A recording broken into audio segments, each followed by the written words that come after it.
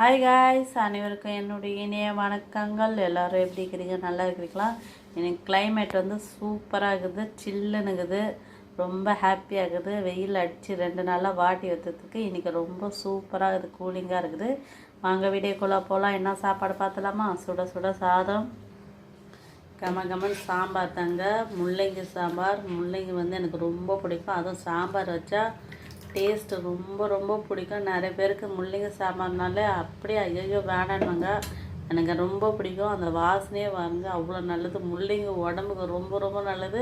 முள்ளங்கி வந்து சாம்பாராக பிடிக்கல கூட சட்னி அரைச்சி சாப்பிடுங்க, டேஸ்ட் சூப்பராக இருக்கும். அது சாம்பாருக்கு வந்து காம்பினேஷன் வந்து எக்கு தாங்க. ஆளுக்கு ஒரு எக்கு போட்டால் அவ்வளோதான், முடிஞ்சிச்சு. அடுத்தது வந்து தொட்டுக்க வந்து ஊறுக்காய் தாங்க. பிரண்ட ஊறுக்காய். இது நல்லா புளிப்பாகுது, நல்லா இருக்குது ஊறுக்காய். அடுத்து மார்னிங் டிஃபன் வந்து இட்லி தாங்க.